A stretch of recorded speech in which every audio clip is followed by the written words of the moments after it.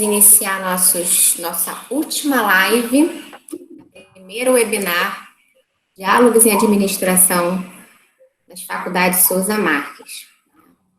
A gente conclui a semana hoje com 2 grandes especialistas, os quais eu vou apresentar para vocês um pouco dos créditos deles. Professor Luiz Antônio Silva, graduado em História, mestre, doutor e pós-doutor em Estudos de Literatura e doutorando em História Social do IFIX na UFRJ, além de ser nosso professor das Faculdades Souza Marques, desde 2008. Professor Marcelo Anache, professor muito querido, economista, mestre em Teoria Econômica e doutor em Epistemologia da Economia e também professor das Faculdades Souza Marques.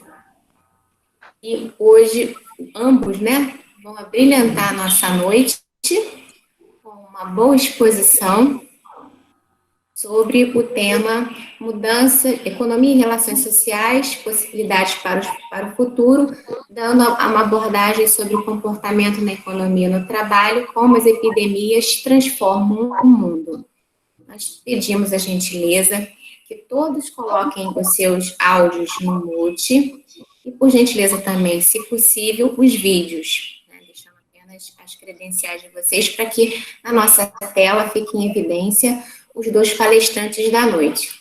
Nós agradecemos muito pela presença dessa maravilhosa audiência e, ao final, faltando 10 minutos, nós vamos abrir para as perguntas pelo chat. A gente lê as principais perguntas dos participantes.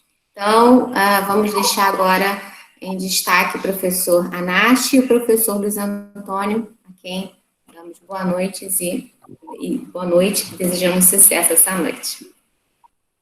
Por favor. Boa noite. Luiz, você me dá a honra e a gentileza de começar? Claro, sim, com toda a honra. Então, a gente começa com o professor Marcelo, depois eu entro. Tá bom, obrigado. Então, boa noite a todos. Agradeço aí a atenção de vocês. Eu pensei na minha fala em expor uma seguinte sequência, né? A nossa sequência pautaria sobre, vai pautar, sobre algumas características em relação a epidemias e pandemias ao longo da história, 3 eventos marcantes historicamente que mudam um pouco o rumo e a forma de pensar de boa parte das nações, depois um pouco sobre algumas características de cenário macro, que a gente pode discutir, mas sempre tomando cuidado para não assaltar o tempo aqui também do meu colega, e, por que não, também falar um pouquinho das mudanças dentro das organizações. Quer dizer, o que é isso, esse momento que estamos vivendo, ele pode afetar a tomada de decisão, a gestão, dentro das organizações. Então, sem querer ser nada prolixo aqui com vocês, que todos estejam nesse momento, que o Google Meet acaba de informar que vocês estão conseguindo observar meus slides. Eu não vou ser muito massivo com o uso deles, não. Apenas queria, na verdade, destacar, ao longo da história, algumas epidemias e características interessantes que a gente possa aqui debater. A peste antonina, ela desestabiliza o Império Romano. Na verdade, posteriormente, ela vem acabar com a parte oriental do Império Romano. Depois eu destaco a peste negra, que contribui para acabar com o sistema de servidão camponês. Em seguida, eu destaco a febre amarela no século XIX, que o Brasil foi muito afetado e teve que fazer fortes investimentos em políticas de higienização. Aliás, eu ainda coloco mais aqui. Na febre amarela, no século XIX, fez mudar muito as características da nossa cidade, através do prefeito, do Barata Ribeiro, inclusive depois com continuidade no Pereira Passos, que foi tido como um grande prefeito, desde a época de Barata Ribeiro, que ele começa a acabar com os cortiços, ele quer aterrar a Baía de Guanabara, porque ele acha que é um grande foco de doença. Enfim, então isso, veja bem como essas características, essas epidemias, elas começam a mudar as características das cidades e vou chegar também no comportamento também. A gripe espanhola, né, ela foi a primeira vez que se pensou em quarentena, né? Então, o uso da quarentena começa aí na gripe espanhola. A gripe asiática também, né, com essa cultura dos países asiáticos que vocês conseguem ver pela televisão, né, usando máscara, então vem aí da gripe asiática, né, em 1957, 58. A gripe de Hong Kong também tem essa característica de ser transmitida por aves. O HIV, até hoje, né, mudou completamente o nosso comportamento em relação a atitudes de prevenção em relação ao sexo, o uso de preservativos. A gripe A, que criou, a primeira vez, teve uma vacina, né, que foi criada dentro do mesmo ano da pandemia, e assim torço para que essa também aconteça isso. E o coronavírus, né, que você vê, os números estão crescendo de uma forma tão acelerada que esses 280 que eu digitei aí no início da semana já não cabe hoje, né? Já estamos em 300 mil, né? E que está gerando essa forma da gente lidar em termos de quarentena, de evitar aglomerações. Os três comportamentos que eu coloco aqui como cicatrizes, que vão caracterizar a forma de comportamento de algumas nações, tem a hiperinflação da República de Weimar, na Alemanha. Então, isso deixa o alemão com esse comportamento de mais austeridade. Veja, por exemplo, a primeira-ministra, até hoje, com um cuidado em relação ao gasto dentro da comunidade europeia. A Grande Depressão de 29, que deixa os americanos com esse sentido de não desperdiçar. E a crise de 2008, que, infelizmente, deixou uma precariedade, uma iniquidade muito grande. Mas todas elas têm comportamentos diferentes. Só que acontece o seguinte... no crash de 29, na Segunda Guerra Mundial, a gente pode colocar como divisor de águas no sentido das ideias do Estado do bem-estar social, né? E com relação à gripe espanhola em 1918, ajuda a criar os sistemas nacionais de saúde. Então, perceba bem que todos esses acontecimentos ao longo da história vão deixando cicatrizes e vão gerando mudanças de cidades, de países, de comportamento. Nesse momento, eu vou interromper aqui o meu slide, acredito que vocês já estejam me olhando, e levanto aqui, né, para não roubar muito tempo do meu colega, e passar um pouco para ele, três características que eu coloco aqui, né? Primeiro, a questão do que está acontecendo, que essa pandemia está gerando um determinado paradoxo. Paradoxo no sentido, nós, né, sociedade, criamos uma maneira e modos de viver, né? Nos demos modos como, por exemplo, uma superpopulação de um determinado país, problemas de desigualdade, né? Turismo maciço, estrangulamento nos setores de saúde, no serviço público. Bom, então, o que eu estou querendo colocar é o seguinte, o vírus ataca justamente os nossos modos que escolhemos vamos dizer assim, de organizar a nossa sociedade. Ele ataca justamente isso, né? Ataca a desigualdade, ataca o sistema de saúde. Outro problema, será que agora, a partir desse fato do coronavírus, que a gente não sabe até quando isso vai, será que isso vai remodelar as cidades? Né? Na hora que remodelar as cidades, vai favorecer o quê? Mudanças de comportamento? Vamos mudar nossos comportamentos? Né? Vamos passar a lavar as mãos sempre, em qualquer momento, vamos tomar cuidado maior, vamos ter um cuidado maior com a higiene, vamos passar a usar máscara. Como é que isso vai mudar a nossa vida? Outra coisa, e último, né, para levantar um pouco a fala do professor Luiz Antônio, que eu acho que ele vai gostar bem dessa característica que eu estou levantando aqui. A partir desse acontecimento, vamos colocar que volta, né, a rediscussão da questão do papel do Estado. A rediscussão do papel do Estado, ou seja, o papel do Estado que, no nosso governo, é panfletado como que ele tem que ser reduzido, que ele tem que diminuir, que ele tem que ser mais eficiente.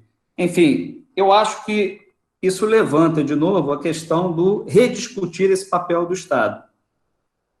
Outra coisa, a valorização do sistema público de saúde, né? Eu acho que, a partir desse momento, se alguém não enxergava a importância do SUS, vamos aqui falar de Brasil, levanta a importância que esse sistema tem para a gente, né? E que ele deve ser olhado com carinho. E uma outra coisa, né, que eu posso desenvolver mais à frente, a questão das transformações no regime de trabalho, de onde a gente sabe que, já foi discutido aqui durante a semana, que o teletrabalho, ele não consegue abarcar todas as atividades, enfim, todas as funções que existem no mercado, o que pode redundar em aumento de custo para a empresa, né? A transformação no regime de trabalho também pode ser um estrangulamento, e já está sendo um estrangulamento, para as cadeias globais de valor. Haja vista, por exemplo, que alguns dos nossos empresários estão se colocando à disposição para produzir respiradores. Só que, na verdade, eles estão com um problema, quer dizer, eles têm algumas peças que precisam ser importadas. Só que acontece que, com o lockdown, com o fechamento de fronteiras e tudo mais, a dificuldade de ter acesso a esses produtos importados. Então, tem que driblar isso. Quer dizer, aí não botei aqui, mas pode ser uma quarta situação para a gente debater também, se a questão da globalização será rediscutida. Eu não enxergo, claro, que a globalização é uma coisa que vai acabar, né? Ela faz parte do capitalismo moderno, mas será que vai necessitar uma mudança, algumas mudanças? Como é que vai ficar isso? Como é que o Brasil se insere dentro disso? Como é que hoje o Brasil se insere? Luiz, eu vou abrir um pouco para você, porque a gente aqui, mais do que nunca, vai ser democrático um com o outro.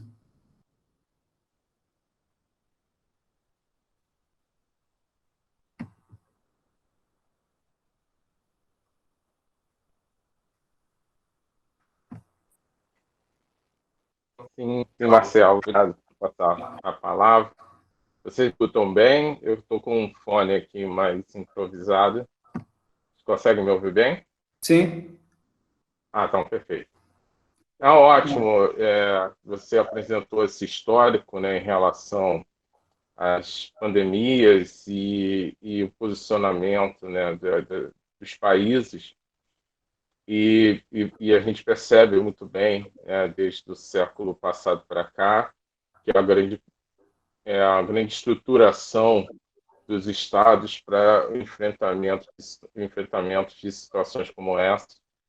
E por esse motivo nasce, né, todo um pensamento sobre a saúde pública, os sistemas públicos de saúde, situações mais complicadas como a própria Segunda Guerra, a Primeira e Segunda Guerra, a reestruturação dos países. Tudo isso nos leva a perceber o papel importante do Estado, né, dos estados para esse objetivo, né? E, ao mesmo tempo, claro que vai existir as ações das empresas, né, a concorrência. Isso vai criar, claro, um grande debate no século XX, que vai ser entre os defensores do papel forte do Estado na economia e os defensores do princípio de que a livre concorrência resolve as necessidades e as demandas da sociedade. Isso fica muito claro entre o pensamento de Keynes, né, o britânico economista premiado, que pensou esse papel desse Estado, né, forte, que estrutura a saúde, a educação, né, o estado de bem-estar social, que é chamado assim. E, por outro lado, surge outros pensadores, né, a partir da tradição liberal mesmo, que defende a livre concorrência, a liberdade, né? Eles são os grandes defensores de uma certa ideia de liberdade. E nos últimos anos a gente percebe, né, que o século XX, né, como o professor Alexandre estava falando ontem, parece que o século XX já acaba no ano 2020, né? Então, e o século XX é um século dos extremos, né? Tem um historiador chamado Eric Hobsbawm, britânico, e ele escreveu justamente um livro com esse título, A Era dos Extremos. É um livro em que ele estuda o século XX. Então, essa Era dos Extremos nos apresenta isso até no plano mesmo do pensamento da teoria, que aos extremos entre pensar muito o papel forte do Estado ou a super liberdade da concorrência. Essa ideia da liberdade da concorrência, que é chamada de neoliberal, ela ganhou muita força nos últimos anos. Ela foi a vencedora da última fase da Guerra Fria, né, com Reagan, por um lado, e Gorbachev por outro, né, que é o líder soviético, e esse modelo passa a ser vencedor e é estruturado o que a gente chama de globalização econômica voltada para o capitalismo. Né? E só que a sociedade que nasce dessa concepção, ela apresentou grandes avanços tecnológicos, né? O fato de nós estarmos hoje falando de casa é um fato do avanço tecnológico que esse tipo de economia criou, né? O pessoal lá de Seattle, com a revolução da informática, criou essa possibilidade, senão não teríamos como estar em videoconferência agora, por exemplo. Essa sociedade criou uma série de avanços tecnológicos, né, de comunicação, entretenimento, uma série de coisas que usamos no nosso dia a dia.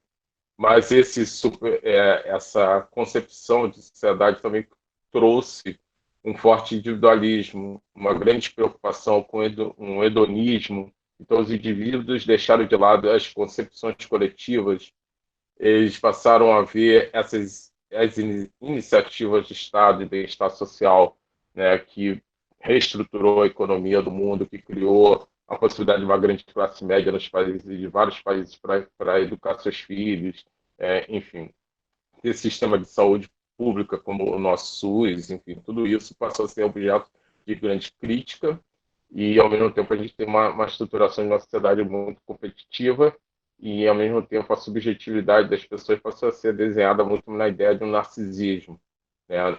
O narcisista é no sentido de que o indivíduo ele tem um vazio existencial e ele tenta compensar esse vazio a partir da ideia de que ele consegue projetar a sua imagem para o externo, para o exterior, né? Meio como o mito do Narciso na mitologia grega, né? Que é o mito de um belo rapaz que se encanta com o próprio reflexo num lago. Né? Então, essa sociedade narcisista ela é radicalmente conectada com o consumo. Então, esse indivíduo que precisa ser refletido, projetado para a sociedade, ele faz isso por meio do consumo. Então, as marcas, grifes, né? Você precisa ser meio uma vitrine ambulante. Tudo isso criou um distanciamento de muitas pessoas, de muitos jovens, em relação às demandas, às questões, às reflexões coletivas. Né? Tem um autor chamado Richard Sennett, um sociólogo, ele estuda isso e chama esse processo todo de declínio do homem público. Né? Então, esse homem público, após a pandemia agora do coronavírus, ele precisa ser recriado, né?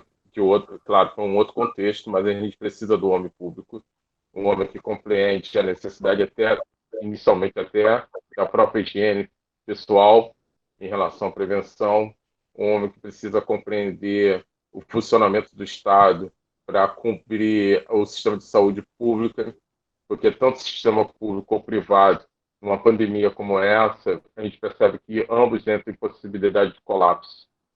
Não é apenas o público. É errônea a ideia de que todos os associados de um plano de saúde, se eles ficarem doentes ao mesmo tempo, não haverá plano de saúde ou serviço privado que dê conta. Né? E esse também é um dos perigos que a gente corre. Então, o individualismo que achou que o consumo, né, que o avanço da renda pessoal, a possibilidade de compra, a possibilidade de conforto, de luxo, daria conta de todas as demandas, que você seria meio imbatível. Essa determinação biológica, né, que nos fez perceber, né, que estamos limitados, né, perante a natureza. Essa cultura do narcisismo fez a gente esquecer, ter uma soberba em relação não só ao Estado, não só em relação à sociedade, mas também em relação à própria natureza. E, então, esse homem público ele precisa ser recriado e esse homem público, eu digo, não é apenas em relação ao espaço público da administração pública, mas esse homem público que vai trabalhando no setor privado, né, como nós aqui, nós trabalhamos numa universidade privada, mas claro que nós temos uma concepção, uma visão de mundo pela nossa própria instituição, de nós estarmos trabalhando para o público o tempo todo com a nossa responsabilidade social, todas as ações que a gente tem feito há anos, a forma que a gente ensina, a gente relaciona com nossos alunos, está tudo marcado com essa dimensão do homem público, né? E ainda bem que nós estamos numa instituição que tem esse perfil, e não é à toa que a gente está fazendo esse debate agora, por causa dessa filosofia de trabalho da Souza Marques. Mas em outros lugares, outros espaços, a gente percebe colegas relatando, né, que as relações com as próprias escolas e universidades são muito complicadas agora, e o próprio professor passa a ser muito pressionado, desvalorizado, e tudo isso vai ter, chama a gente para um processo aí de reestruturação do homem público numa nova ética. Isso que eu percebo a partir dessa situação. E aí, Marcelo, você pode, então... É excelente a tua colocação, realmente, sobre essa questão da concepção da ideologia neoliberal, né? Esse individualismo e a colocação do hedonismo. É interessante porque eu acabei de colocar um artigo na Fractal de Santa Catarina, justamente que fala, não fala, né? Eu estou colocando aqui, que é uma crítica minha, em relação à teoria social. Quer dizer, a teoria social, ela falha, ela fracassa, né, na explicação. E eu coloquei, quer dizer, um exemplo seria a questão da economia da felicidade. Então, quando você fala do hedonismo, quer dizer, em algum momento, esse acréscimo de consumo não nos trará felicidade, né? Roubando a ideia dos utilitaristas, né, dos marginalistas, quer dizer, a utilidade marginal vem decrescendo, então, quer dizer, cada vez mais consumir não vai resolver, né, esse hedonismo que a gente busca. E a outra colocação que você fez é interessante, que é a psicopolítica fala um pouco nessa parte, quando ela tange sobre a fuga da lacuna sinistra. No fundo, quer dizer, que eles querem dizer com a lacuna sinistra da morte. Ou seja, eu estou comprando sempre, renovando guarda-roupa, eletrodoméstico, tudo da minha casa, como se eu pudesse fugir, né, da questão temporal. Quer dizer, uma hora nós vamos morrer. Né? Então, não adianta ficar consumindo o tempo todo. Isso é uma fuga inócua. Desculpa cortar assim o assunto, mas é que eu estou vendo pipocar aqui no chat. Se não me engano, o Jefferson Rafael... não, acho que é Jefferson. O Jefferson está falando aqui sobre os impactos da economia, da inércia do Brasil numa crise pós-Covid. Veja, é difícil, porque hoje, lendo um pouco do relatório do Banco Mundial, quer dizer, não vi muitas novidades. Eu acho que, no fundo, a incerteza está tão grande que está atacando qualquer instituição a ponto de pensar em previsão. Né? Mas, pensando em termos de Brasil, quer dizer, um país que a sua pauta de exportação é praticamente agroexportadora, né? Que você depende, por exemplo, do preço das commodities, que você tem um choque grande agora no preço do petróleo e a gente é exportador líquido. Uma questão de infraestrutura que a gente sofre demasiadamente. Desigualdade de renda enorme. Ou seja, esse vírus ataca a gente no pior momento possível, né? Porque a nossa economia ela já não vinha respondendo bem, ela já não tinha recuperado a recessão de 2015-16, né? E agora as previsões, né, que eu tenho aqui, na verdade, um conjunto enorme de slides, mas não vai dar tempo da gente colocar isso aqui, mas estou adiantando, quer dizer, as previsões mostram que até existe uma recuperação em 2021 e 2022, mas não a ponto de recuperar 5, por exemplo, vamos dizer assim, 5 pontos percentuais de queda na atividade econômica do país. Se você me permitir, para a gente continuar um pouco nessa visão sua de comportamento do indivíduo, eu queria levar um pouquinho para a questão, principalmente o pessoal que do curso de administração talvez fique bastante interessado em relação às mudanças que isso pode ter ou que pode gerar no mundo do trabalho, né? Então, fiquei pensando assim, bom, novos hábitos devem se colocar, né? Devem ser colocados agora, no comportamento do universo mesmo corporativo. Então, quer dizer, os processos e estruturas que existem até determinado momento, eles exigem mudanças, né? E novos modelos de gestão, e já foi falado isso, se não me engano, por ontem, pelo professor Bruno, o professor Alexandre, falou sobre novos modelos de gestão, né? Mas eu falo um pouco mais numa outra vertente, que é no sentido de que, como a sociedade está afetada agora, esses novos modelos de gestão devem pensar não só na questão do lucro, né? O gestor tem que pensar um pouco mais no impacto social, no sentido de resolver a crise. Talvez a nova tônica agora da gestão seja impulsionada claro, né, pelo trabalho remoto. A gente está sabendo que a dinâmica disso é complicada na condução desse processo à distância. Por quê? Por exemplo, como é que você vai controlar os funcionários? Né? Então, você vai exigir o quê? Um pouco mais de transparência e alinhamento nas equipes. Né? Quer dizer, cada um tem que entender as ambições da companhia, tomar as atitudes e seguir um determinado norte comum. Mas, nesse momento agora, o mundo tem que lidar o quê? Principalmente as corporações, têm que lidar com uma coisa chamada imprevisibilidade, ou como Keynes, como você citou, tanto coloca muito bem isso, que a gente não consegue medir, a gente consegue medir, né, colocar em probabilidade a questão do risco, mas a incerteza não tem como. Que é justamente que as pessoas não entenderam, é porque uma taxa de juros tão baixa, mesmo não colocando a questão da conjuntura agora da pandemia, não consegue fazer a economia alavancar, principalmente pelo lado do setor privado, que, aliás, desde 2015, se fala tanto na participação do setor privado, mas ele não responde. Por que ele não responde? Porque há uma incerteza muito grande.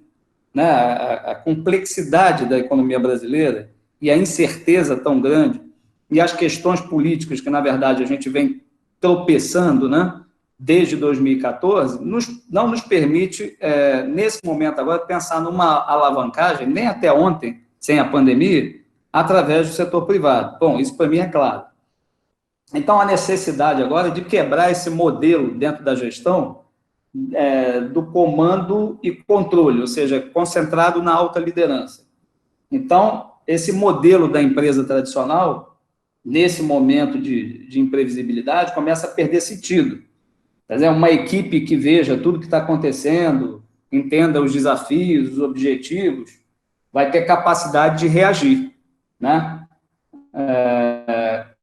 Outra questão que eu estou colocando aqui seria o seguinte, para haver uma mudança mais radical, né, na dinâmica das empresas, talvez, isso aqui é uma colocação, né, uma sugestão, quer dizer, apostar no modelo de sociedade.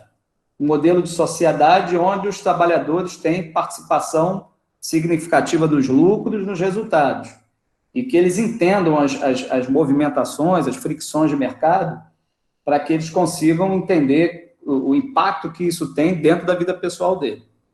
Então, a ideia não seria mais, quer dizer, eu sou aquele que vou me matar pelo gestor. Não, eu vou ser aquele que vou trabalhar pensando em trilhar a minha carreira, né, compreender isso e ter informação suficiente para poder tomar risco. Então, já vou terminar, Luiz. No sentido agora de olhar para as startups, que os administradores conhecem bem o que é isso, as startups, que são essas empresas modernas, né, que trabalham no mundo digital, pensar numa nova visão de home office a partir da experiência das startups. Então, como é que seria? Quer dizer, a norma passaria a ser trabalhar de casa, como estamos fazendo, inclusive, né? O escritório viraria o quê? Uma alternativa, né? As equipes se encontrariam algumas vezes por semana. Por quê? Porque o encontro presencial não pode ser descartado, porque as relações de confiança entre as pessoas, elas acontecem justamente são nos encontros, né? No contato pessoal. Claro que isso, para as empresas tradicionais, vai exigir um maior tempo de resposta, sem dúvida, né? Então, esse modelo aí vai existir uma mudança de pensamento, mas, vamos colocar assim, independente de você ser inserido ou não na digitalização, a gente tem que lembrar o seguinte, os gestores mais velhos, né, eles são induzidos pelo ambiente, quer dizer, existe mudança mental induzida pelo próprio ambiente, independente dele estar inserido ou não na digitalização. E, como você colocou aí, agora puxo o gancho para você, o trabalho em ambientes compartilhados, ou como eles costumam chamar no linguajar dos hubs, né?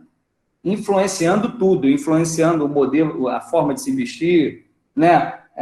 E a compreensão desse trabalhador no sentido de que se houver essa flexibilidade para ele de trabalhar em casa e trabalhar, enfim, alguma vez dentro de um determinado ambiente, ele pode entregar resultado melhor, né? Em função dessa faculdade entre, né, trabalho dentro de um local e trabalho dentro da casa dele. Enfim, existem duas características que vão se fazer prementes nesse novo modelo de pensamento. Um seria a confiança e a outra a colaboração. A confiança no sentido, e aí vem realmente das startups, né? Você pensar no modelo Google da vida, na aposta no outro, ou seja, de autogestão, de liderança autônoma que eu estou falando. Quer dizer, o chefe não tem mais aquela questão de ficar vigiando. Você trabalha de manhã, Luiz, você deu aula de manhã, você postou alguma coisa de manhã para a turma, foi à noite, foi de tarde. Ou seja, menos competição, mais colaboração como chave para desenvolver, para solucionar os problemas, né? Então, quer dizer, voltando aqui um pouco para você, quer dizer, falando dessas questões todas que eu coloquei dentro do ambiente corporativo, quer dizer, você pode comentar um pouco sobre a questão da menos competição dentro do ambiente corporativo e a questão de mais colaboração, onde essa maior colaboração, esse ato colaborativo, pode trazer melhores soluções para as empresas.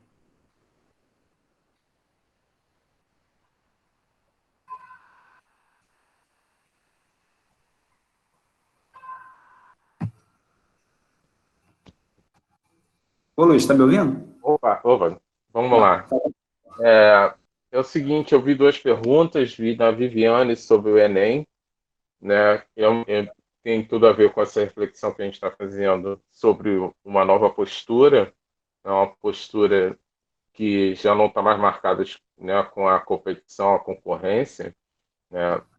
Então, a gente tem que ter em mente que as condições estão completamente modificadas, né, para os estudantes para realizar provas, somente os estudantes que não conseguem sair de casa, né, e assistir aulas presenciais nos cursos comunitários, como acontece na formação dos meninos, dos rapazes e moças, né, de baixa renda.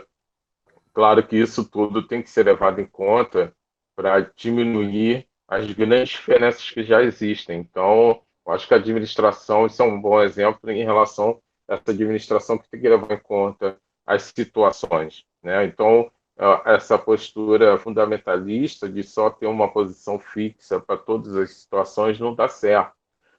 Então, houve uma grande transformação entre 3 meses na vida de todo o planeta e não há possibilidade de a gente usar as velhas regras. Então, manter os velhos calendários, tudo isso tem que ser revisto, levando em conta, né, o prejuízo, o grau de prejuízo que as pessoas levam.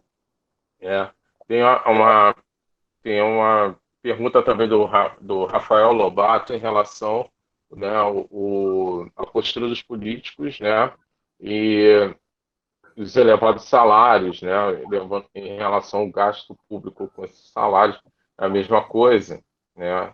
É uma transformação da mentalidade e a gente vê como é difícil, porque a gente em história a gente estuda uma coisa chamada permanência histórica. Então é claro que vai existir a permanência de formas de pensar de 6 meses atrás. Isso não vai mudar de uma hora para outra, né? Então, a postura que os políticos têm em relação, muitas vezes, aos recursos, ao teu tipo de estilo de vida.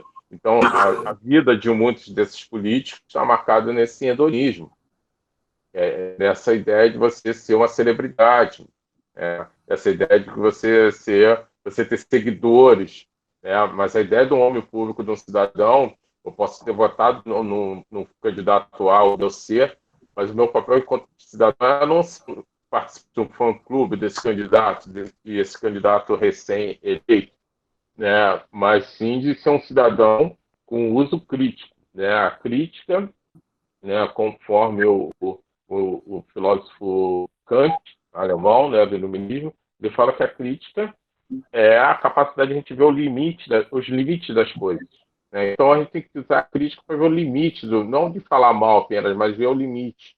Qual é o limite do político? Qual é o limite de tal ação? Então, se ele está extrapolando o seu limite, eu tenho, como cidadão, o dever de criticá-lo, por meios legais de criticá-lo, não ser um participante de um fã-clube de uma celebridade. No momento que o político vira uma celebridade, ele estabelece um superpoder, e aí ele não aceita críticas. E aí a gente corre até um risco de ter tiranos, né? Tiranos de uma forma de celebridades, né? A gente vê que, por exemplo, o presidente norte-americano, ele veio do mundo do entretenimento, ele foi um cara que entendeu a TV a cabo para ter um reality show chamado O Aprendiz, e depois ele entendeu o Twitter, né? E ele entendeu esses meios de comunicação e passa a ser uma celebridade, mas só que o mundo real bateu na porta. É um vírus que matou um número monstruoso de pessoas no país mais rico do mundo.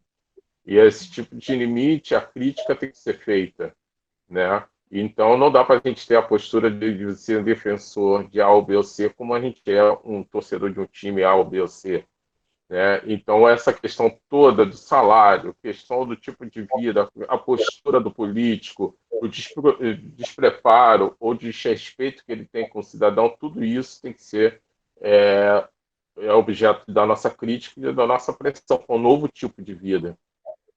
E nós não caímos mais nesses mecanismos que existem, né, de a gente se degradar entre a população, entre grupos que defendem A ou B ou C, e quanto mais a gente se divide, menos força nós temos para criar um novo tipo de vida. Tá? E por esse motivo também, todos esses elementos, detalhes da vida pública têm que ser debatidos agora. A gente não pode mais se desligar da vida pública, saber cada centavo usado, cada ação, né? Cada pronunciamento, cada demissão, cada admissão que os políticos fazem. Eu vejo mais ou menos por aí. E aí, Marcelo, está me ouvindo?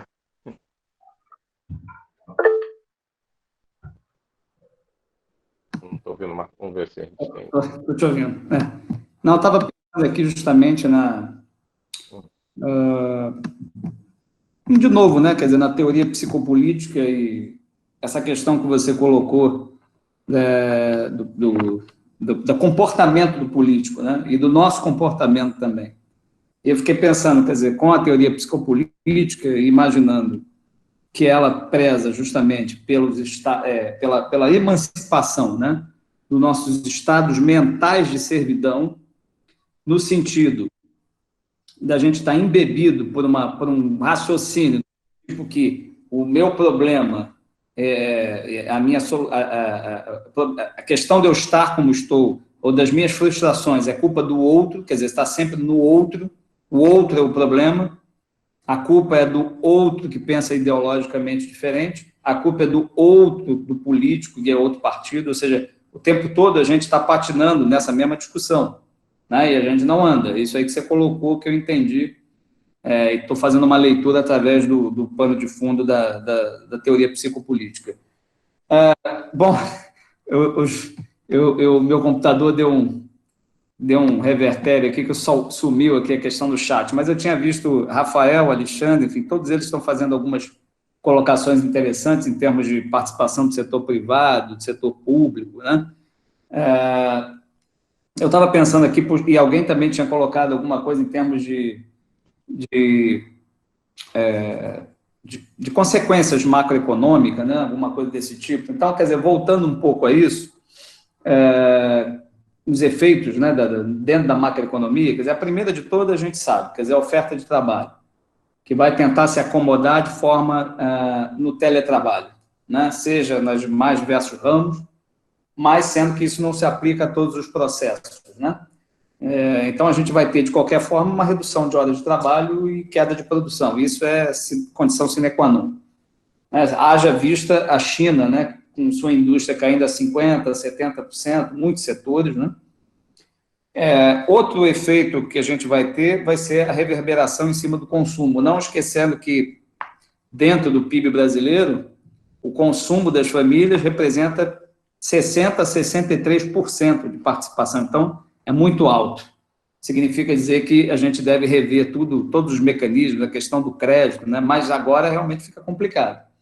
Então, o consumo em retração vai trazer com ele setores onde a gente pode destacar, quer dizer, os restaurantes, que a gente já viu aí 2 hoje, né, mandando toda hora post de internet, então, hotéis, turismo, lazer, então, todos esses serviços vão ser impactados.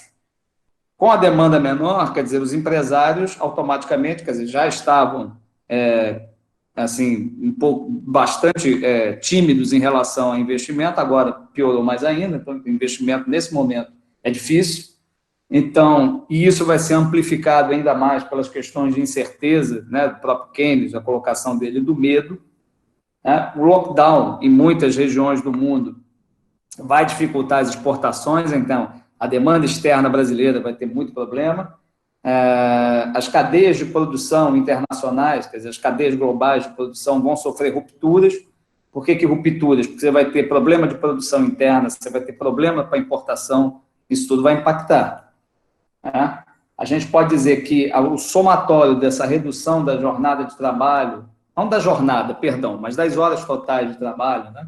Das interrupções das cadeias de produção, do aumento de custos de produção justamente pela queda das horas de trabalho, isso vai levar, claro, né? Por mais que a gente tente ser o mais otimista possível, mas vai levar a algumas falências, já levou, né? Mas não esqueça que no início alguns processos falimentares já vinham, né?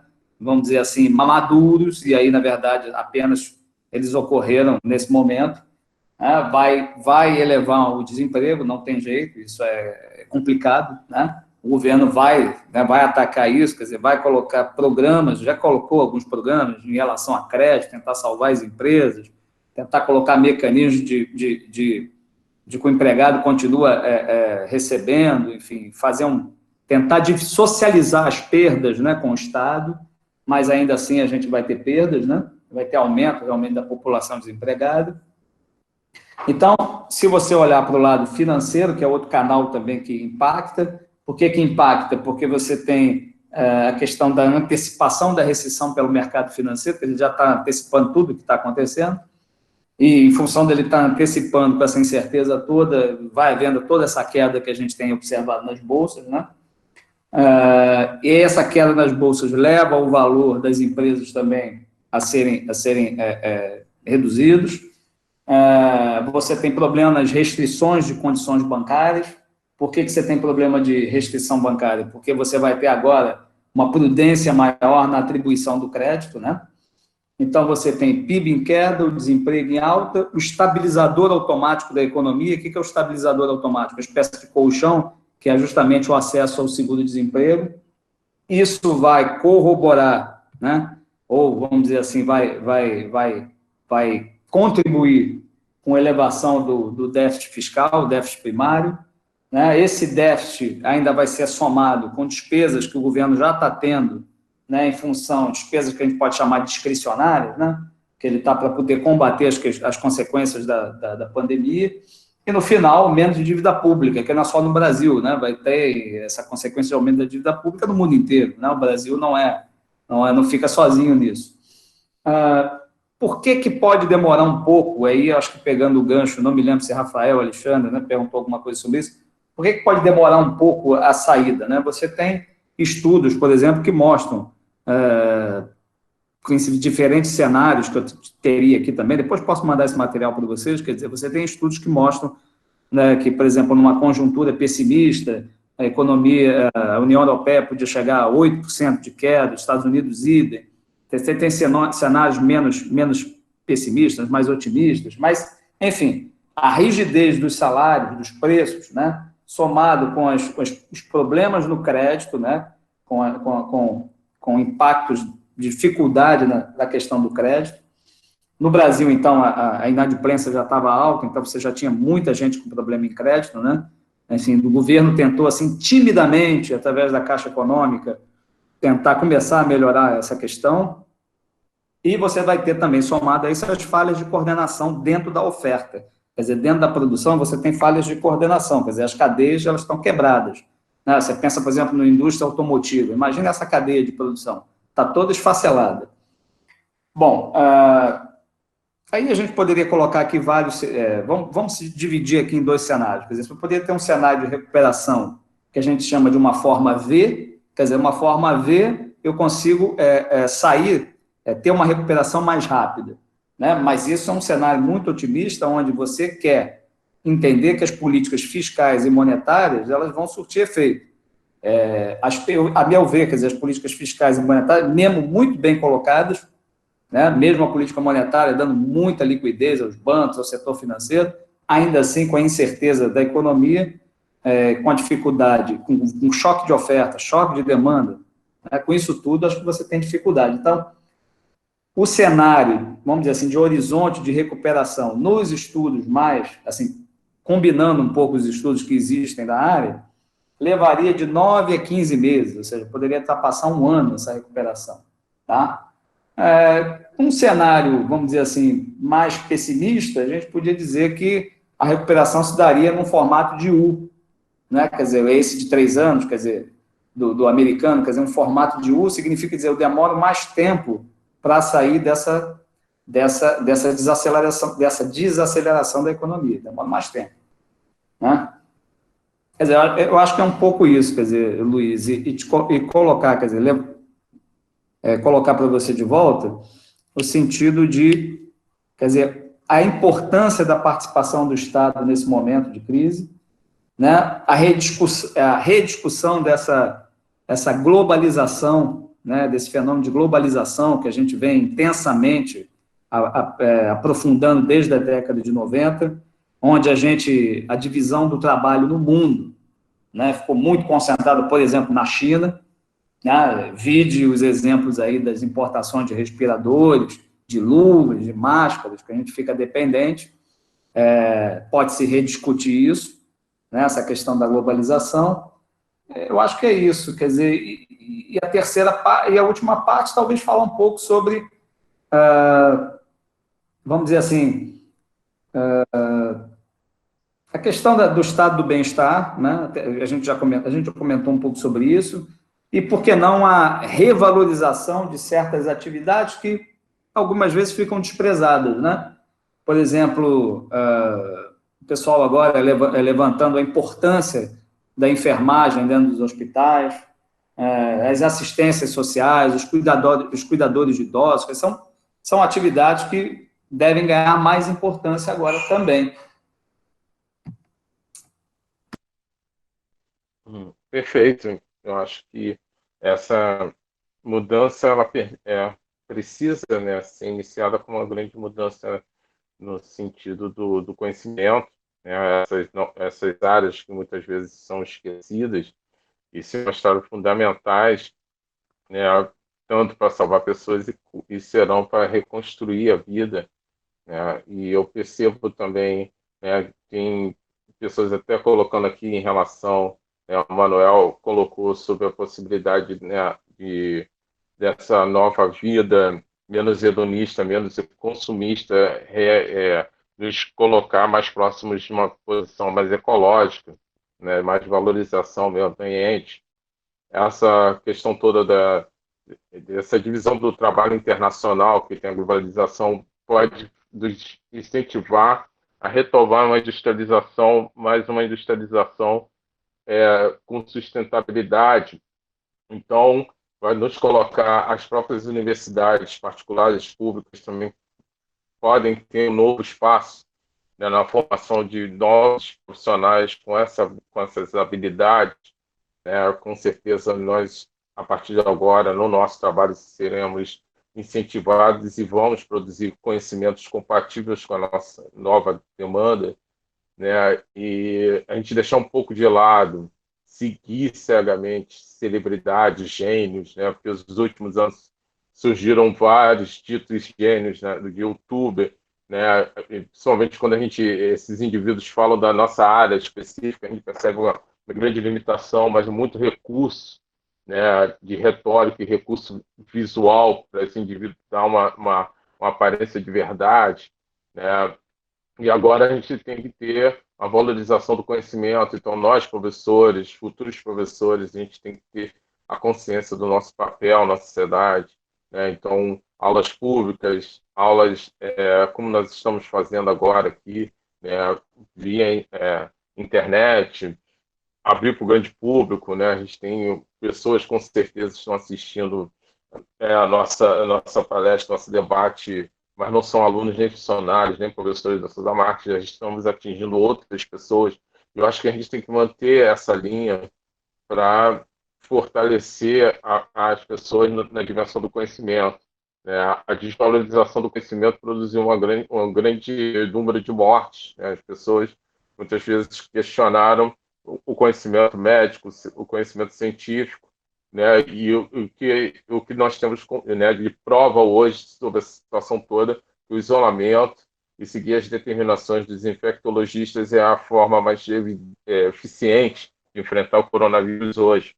E há outras pessoas que negam isso, criando grande confusão. Então, isso é uma prova do que também para essa nova sociedade a gente precisa de uma produção nova de conhecimento.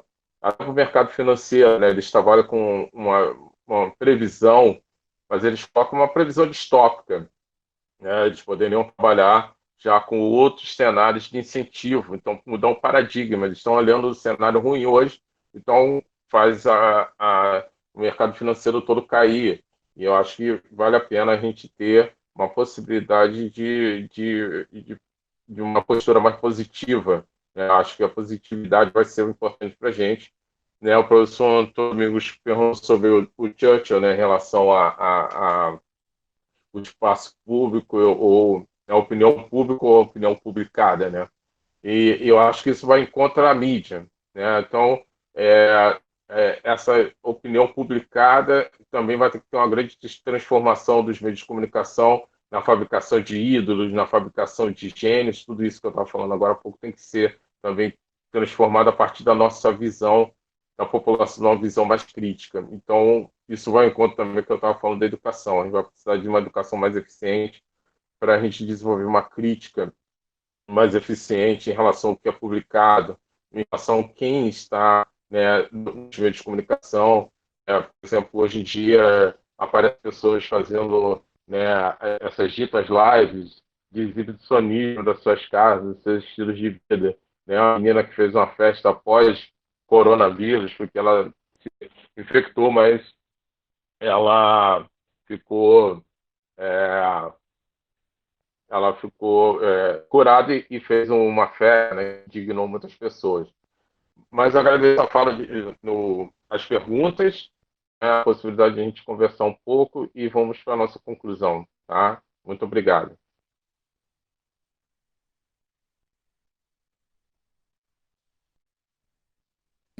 Eu vi aqui a pergunta do nosso colega, do professor Antônio Domingos, né? E ele está falando sobre a questão, eu já me perdi aqui, mas ele colocou aqui a questão sobre o cidadão egoísta, como é que o cidadão é egoísta? Veja, e a questão do egoísta aí que ele está falando é a questão, principalmente, da ideologia liberal, e eu acho que você já falou um pouco sobre isso, uma questão do comportamento individual. Eu colocaria isso para ele no sentido macro, né? No sentido macro, eu vou colocar a questão do egoísmo no sentido do comportamento individual, no sentido do liberalismo, né? Mas esse liberalismo colocado dentro do receituário, aí como você colocou, do neoliberalismo, onde fala, por exemplo, da participação do Estado reduzida, onde o sujeito teria liberdade, ele seria um empreendedor, e onde eu preciso abrir espaço para o setor privado. Ora, veja, eu não tenho nada contra o ideal liberal, ao contrário, eu acho que o ideal liberal de Hobbes é muito bonito. Só que, num país como o nosso, infelizmente, fica difícil em função do tamanho de desigualdade que a nossa sociedade tem. Então, é uma desigualdade tão grande, e que agora essa desigualdade pode sair muito caro para a gente em termos da pandemia, né? Porque a gente sabe das condições da sociedade brasileira. Então, esse discurso é um discurso que é complicado, quer dizer, para a gente, quer dizer, como é que a gente vai abraçar esse discurso se a gente, desculpa, não vive na Suécia, a gente vive no Brasil. Então, no Brasil é um país, se não me engano, no ranking a gente está quase lá os primeiros de desigualdade. Então, uma desigualdade muito grande. Então, a gente necessita muito, né, do Estado, como um Estado, mas aí sim, numa idealização de um Estado, né, que possa liderar o desenvolvimento, que possa melhorar a questão da distribuição de renda, mas aí você entra naquela questão da concepção do político, quer dizer, aí porque o político faz desvio, aí porque existe corrupção, enfim, essa discussão eu já pensei muito, né, e de repente a gente pode depois continuar essa conversa fora daqui, né, mas você começa a reduzir ela de uma certa maneira que você começa a chegar ao quê? Uma concepção mais antropológica na formação do Brasil, né, dessa questão de que, poxa, o tempo todo a gente corre para um lado, vai para uma ideologia, vai para outra ideologia, tenta alguma coisa fora disso e também não resolve. Então, onde é que está o problema? Então, acho que talvez rediscutir isso numa questão antropológica talvez fosse interessante, mas a colocação que eu estou fazendo aqui ao professor Domingues é que, infelizmente, quer dizer, na sociedade brasileira, no nosso país, infelizmente, é muito bonita a concepção liberal, mas, infelizmente, ela não consegue se sustentar numa sociedade tão desigual. Quer dizer, numa sociedade já com desenvolvimento, né, com uma equalidade maior, aí tudo bem, aí a gente pode pensar nisso, mas eu acho que seria num segundo momento. Né? Luiz, outra coisa que a gente pode colocar aqui, talvez eu acho que a gente já está, daqui a pouco a nossa mediadora vai chamar a atenção da gente, né? Já chamou, né? Já chamou? Então...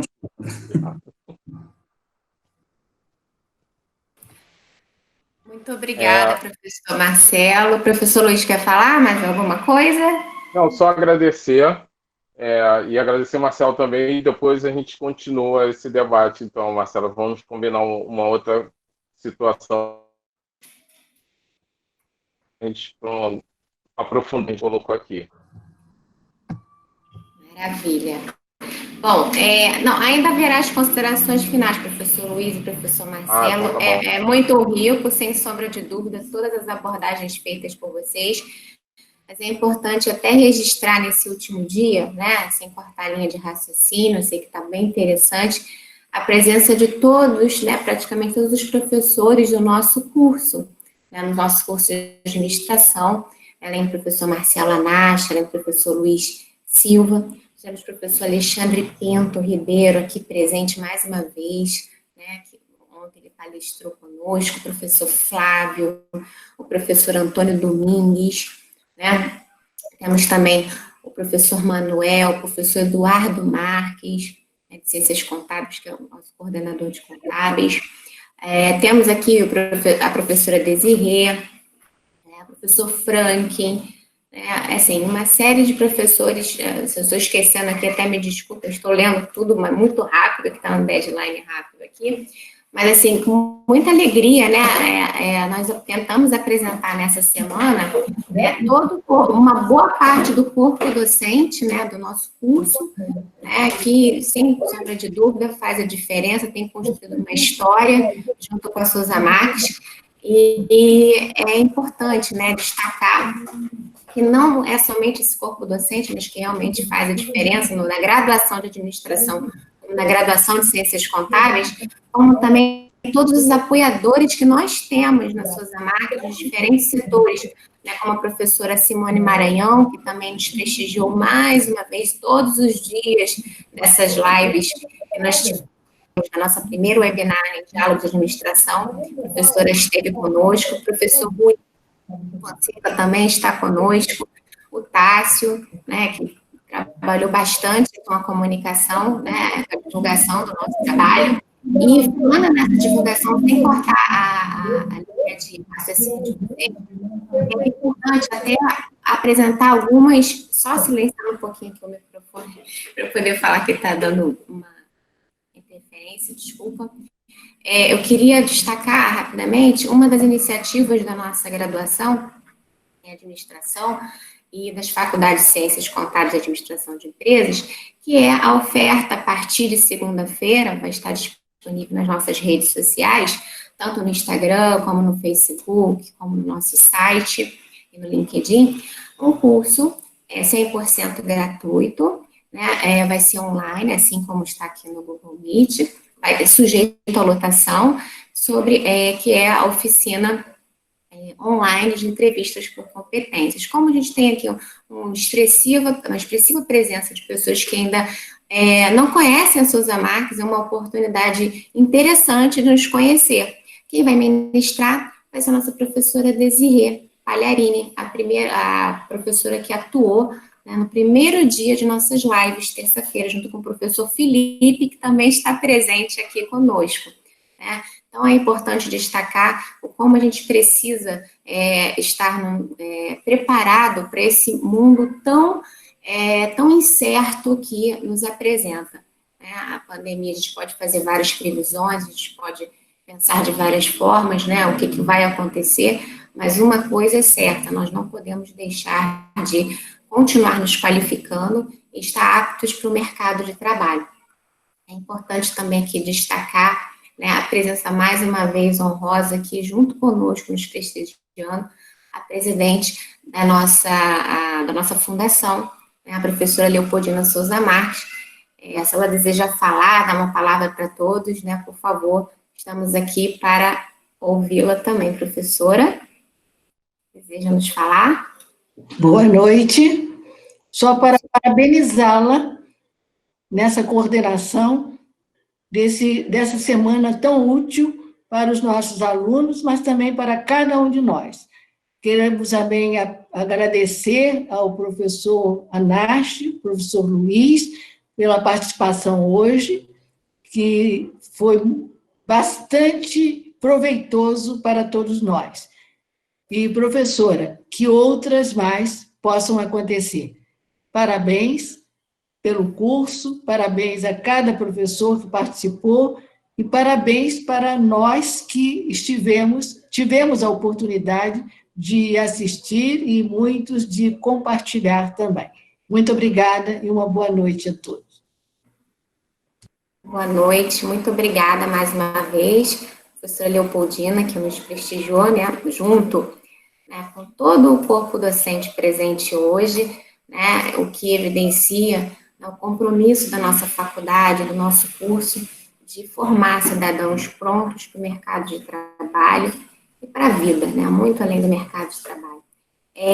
Eu queria, então, agora passar para todos os colegas, no caso, voltar mais uma vez, desculpa, trava-língua, professor Marcelo Anache, o professor Luiz Silva, as suas considerações finais dessa noite, né, e agradecer a vocês por terem aceitado participar junto desse projeto. Nós acreditamos que no semestre que vem, os professores que vocês ainda não viram falando vão estar conosco. Nós temos um corpo docente muito capacitado, muito qualificado, experiente, que trabalha com base em pesquisa científica, né, que realmente vocês teriam prazer e alegria de ver debates até mais ampliados. Quem sabe, né, como falei com o professor Anache, se fosse mais tempo, né, naturalmente a gente teria uma ampliação ainda da discussão, de uma exposição que ele mesmo construiu, né, e o professor Luiz Silva também, que seria muito enriquecedor para todos.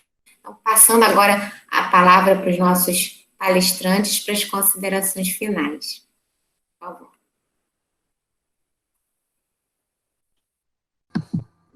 Luiz, eu fui gentil, quer dizer, você foi gentil comigo e deixar eu começar, então agora eu vou deixar você encerrar. Perfeito. Obrigado, Marcelo. Eu quero agradecer muito o convite, foi ótimo ter esse momento de debate, de produção, de reflexão. Muitas vezes a gente fica isolado, com saudade de rever os amigos, os colegas, os alunos. Então, foi uma grande oportunidade para a gente também aumentar a nossa fé, a nossa esperança, e aí juntar isso tudo com a nossa capacidade de reflexão, de estudo, que é o carro-chefe do nosso trabalho. Então, para a gente se animar, todos nós, professores, alunos, vamos continuar produzindo, mesmo com distância física, mas a gente, pela tecnologia, a gente pode trocar muito as nossas ideias. Então, eu quero agradecer a todos e incentivá-los a continuar a assistir nossos debates, assistir bem as aulas, estudar muito pelo caminho. O nosso novo mundo agora precisa de pessoas com grande conhecimento, com um desenvolvimento ético também muito grande, e nossa instituição foi criada, montada e mantida para proporcionar justamente isso, né? Um alto nível de conhecimento, ética e solidariedade. Isso é a nossa mensagem para vocês. Primeiro, queria agradecer o Luiz, né? Sempre brilhante aí nas colocações. Foi um prazer dividir a noite, primeira vez com ele. Agradecer a presença de todos que estão aqui na sala, agradecer a professora Gabriela, agradecer a presidente da Fundação, professora Leopoldina, agradecer a presença dos colegas de trabalho, e aqui fazer algumas considerações finais. Quer dizer, a gente levantou aqui assuntos bastante interessantes, claro, caberia muito mais para a gente discutir, esmiuçar isso, por exemplo, essa questão que eu levantei da rediscussão do papel do Estado, a questão de pensar de novo essa globalização, a questão, como você colocou aí, do pensamento individual, a questão levantada, por exemplo, por uma educação que eu aqui me dou ao luxo de levantar, alguma coisa um pouco mais omnilateral, uma participação maior, uma educação mais integral, né? Do trabalhador, do indivíduo, né? E, quer dizer, fazer um apelo aqui, por mais que a gente esteja aqui limitado a esse nosso espaço, que os nossos políticos, né, levantem um pouco, tenham consciência do que está acontecendo, né, que possam ser mais racionais, possam ser mais brasileiros, e possam se entender melhor, né, possam contribuir com a nossa sociedade, porque isso realmente desanima muito a gente, né? Então, a gente gostaria de ver um país mais unido, menos esse racha faz mal para todo mundo, que a gente possa se unir, que a gente tenha esperança, que tudo vai passar, né, como diz o jargão, vai passar. E eu vou dizer uma coisa para você, viu, principalmente o professor Antônio Domingues, alguns alunos aí que sempre me fazem esses pedidos, né, eles fazem esses pedidos e eu tenho que atender, né. Eu sei que é um evento sério que estamos fazendo, mas eu acho que nesse momento de consternação, pelas mortes que a gente tem, enfim, enfrentado e assistido na televisão e nos meios de comunicação, que a gente possa ter esperança, viu, Luiz? Num mundo melhor, que a gente amanhã possa sair dessa epidemia melhor, dessa pandemia melhor, mais fortalecido, e pensar o seguinte, que amanhã vai ser melhor, gente. Tenham esperança, sabe por quê? O melhor de tudo, quando amanhã isso tudo passar, vai ter gol do Gabigol, gente. Entendeu? Isso aí. Gol do Mengão. Isso aí.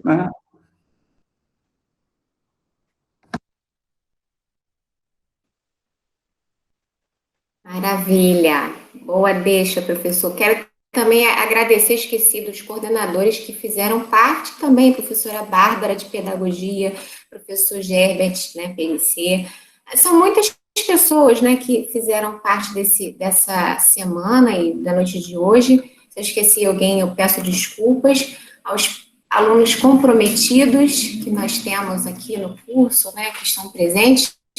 E, particularmente, eu quero agradecer a uma plateia muito querida, né, alguns dos meus alunos ao longo desses anos estão também presentes aqui, Jefferson, Edilene, eu vi aqui pelo menos uns 20, muito feliz, muito obrigada mesmo por acreditar nesse projeto, na qualidade do nosso curso e principalmente na qualidade do debate, né, que é tão recente, é tão latente e que nos faz pensar também um pouquinho. Eu queria deixar essa última frase, se alguém quiser falar mais alguma coisa, professora Simone, professor Rui, eu queria trazer aqui à memória uma frase de Rubem Alves, né, quando ele fala que ostra feliz não faz pérola, né, diz ele num conto que a produção, a gente sabe que a produção da pérola, as melhores pérolas, vem por um incômodo da ostra, quando entra ali, né, a areia dentro dela, ela vai produzindo um líquido até que ela forma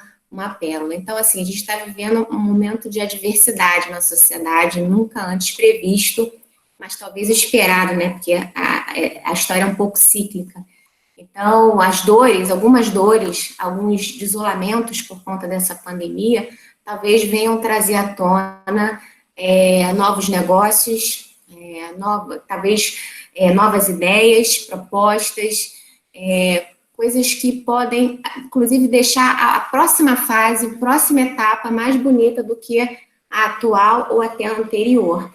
Então, nesses momentos de tanta incerteza e tanta interrogação, quem sabe nós não teremos a alegria de ter aqui mais artistas, mais novos projetos sendo lançados, serviços, né, tudo por um momento de isolamento que nos fez pensar e repensar, né, e criar.